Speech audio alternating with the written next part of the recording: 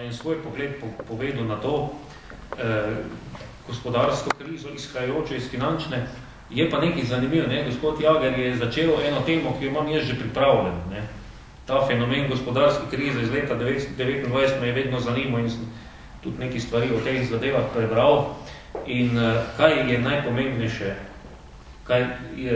kar je pomembno danes v pogledu na leto 1929. Ne? Od takrat naprej do danes se nismo čisto nič naučili. Nismo se sposobni niti soočiti z gospodarsko krizo, niti je razumeti. Zakaj? Če ponazorim to samo na primeru bank. Banke počnejo to, kar mi vsi verjamemo in upamo, da ne počnejo. Bančniki, lastniki bank in upravljalci bank pa seveda upajo, da mi, ki smo njihovi komitenti, ne bomo istočasno prišli dvignati svoje depozite. Samo na teh dveh upanjih cela zadeva funkcionira in to funkcionira že kar nekaj časa. Zdaj, če postavim osnovno tezo, jaz mislim, da je gospodarska kriza v kapitalizmu popolnoma primerljiva s tem, če govorimo o vremenu v našem življenjskem okolju. Tako kot je vreme značilno za atmosfero, tako je gospodarska kriza značilna za kapitalističen sistem. Sej to ni niti prva, niti zadnja kriza, je pa najbolj značilno to, da znotraj krize se vedno pojavijo neki ljudje, posamezniki ali grupacije, ki svoje proizvode začnejo prodajati pod nekakšnimi zvenečimi imeni in celo uspejo doseči, da prepričajo večji krog javnosti oziroma širši krog ekonomske populacije, da to, kar počenjajo v prid človeštvu. To se je zgodilo recimo zdaj z hipotekarno krizo v Ameriki, ko so enostavno ljudje verjeli, da bo 10% rast nepremičninskega trga v Združenih državah Amerike kar trajalo. In danes recimo sem zasledil pri poročilih en silno zanimiv slovenski primer te ideje, ko je zasedel nadzorni svet gospodarske družbe Istrabenz in je njegov predsednik razlagal, zakaj so danes sprejeli takšne sklepe, kot so jih sprejeli o odprodaji določenih akvizicij, ki jih ta delniška družba ima. Gospod Kosmina seveda ni nekdo, ki bi bil odšijen v gospodarstvu. In je rekel, ja, da so se pač morali odločiti, da bojo to prodali zaradi tega, ker je nekdo verjel, ve se natančno, kdo to je, da bo 100 let trajala rast. Mi pa vsi vemo, da teorija gospodarskih ciklov obstaja in mislim, celo 6 različnih tipov teh teorij obstaja. Zelo učeni ljudje so se s tem ukvarjali in jaz mislim, da o tem tudi znanja obstaja, da je prav čudež, da se potem sploh lahko takšne stvari dogajajo. Zdaj, kje so tiste zadeve, kjer se kriza središče? Jaz mislim, da osnovni problem so investicijske banke in pa tako imenovani hedge sklad. Tukaj sta nastala dva problema. Prvi je nastal problem, ki se mu reče odnos do tveganja. Ti ljudje, ki te banke vodijo, oziroma ti ljudje, ki te sklade upravljajo, so enostavno preveč tvegani. In tukaj seveda se popolnoma spet potrdi tista Fisherjeva teorija, da je tveganje vedno, oziroma da tveganje varira v obratnem sorazmerju z znanjem. To je najbolj zgovoren dokaz. To se pravi spet stvar, ki obstaja približno 80 let že v človeškem znanju. Druga stvar je teorija rasti. Že prej sem omenil, da je nemogoče pričakovati, da bo ves čas nek posel ali pa neka dejavnost rasla. Tretja pomembna zadeva se mi pa zdi, o kateri zdaj govorijo največ, je pa nadzor. Kdo bo izvajal nadzor nad udeleženci, oziroma nad glavnimi protagonisti. Ali država, ali bo tu šlo za samo nadzor. Greenspan je rekel, da ne obstaja niti en dokaz do zdaj v zgodovini, da je regulatorna moč države boljša od samoregulacije trga.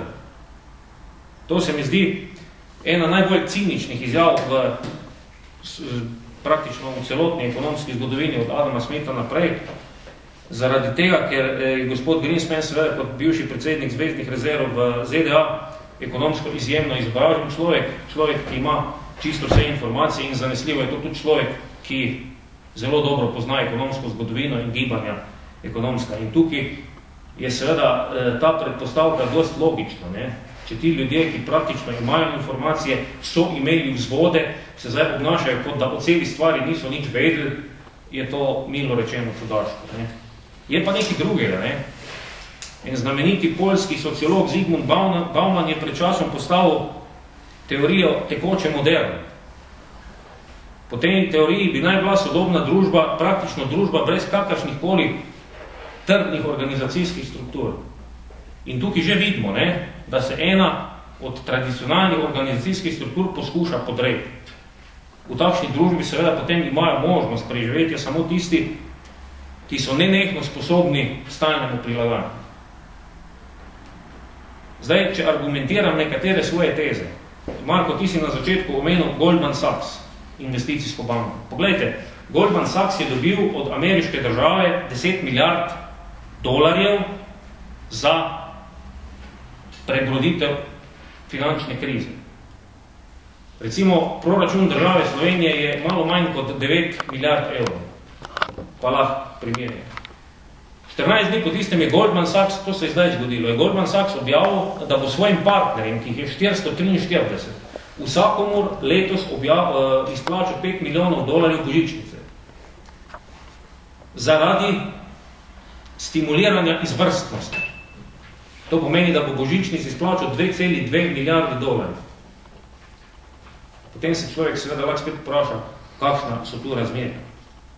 Ali pa recimo primer, ki je sicer malo drugačen, ampak tudi kaže na približevanje tekoči moderni. Daimler-Benz je v letu 2007, se pravi v prejšnjem letu, izplačal zaposlenim plače, ki so bile nižje za 3% v odnosu na leto prej. Management je v enakem obdobju imel 47% više plače. In potem smo seveda priča pozivu nemškega predsednika Kohlerja kot vrhovni moralni avtoritet nemške države, da takšno početje